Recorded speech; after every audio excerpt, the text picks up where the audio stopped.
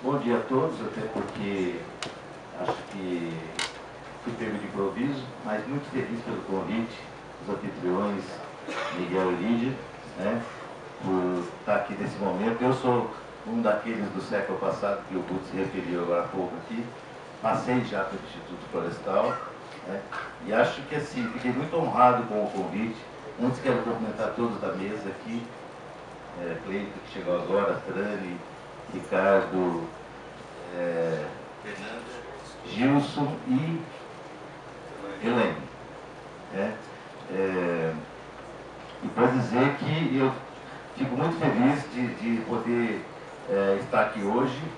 e fiquei pensando como que eu poderia estar falando nesse evento, pensando na contribuição para o tema, né, falando de água. E aí me lembrei que o instituto que eu hoje dirijo pela terceira vez, né, parece que não tem gente lá, mas tem sim, eles querem fazer pesquisa, só pesquisa, só pesquisa. E aí me lembrei que, com relação a esse tema, a gente tem 3 unidades de conservação e uma delas, que está na capital, que tem o Jardim Botânico, tem as famosas nascentes do Riacho do Ipiranga, e que a gente conseguiu nos últimos anos, inclusive, avivar o riacho e colocar na memória de todo paulistano na discussão da água, né? Lembrei também que nos planos de manejo em que estamos envolvidos, nas 3 unidades que administramos, uma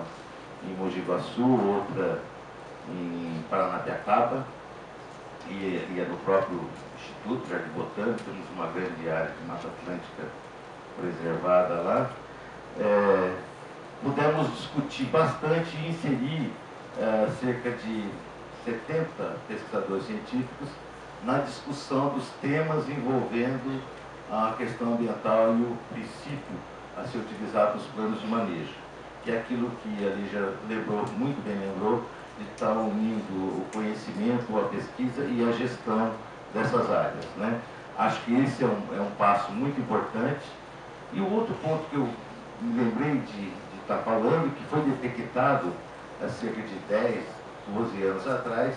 é o nosso curso de pós-graduação em Biodiversidade e Meio Ambiente, né? Lembrando da necessidade de se capacitar gestores para trabalhar nessas unidades, lembrando, aproveitando todo o potencial dos nossos pesquisadores científicos e criando esse curso no Instituto de Botânica, que é hoje categorizado como a categoria 5 da CAPES, uma das melhores que a gente tem, em tão pouco tempo. Por isso, acho que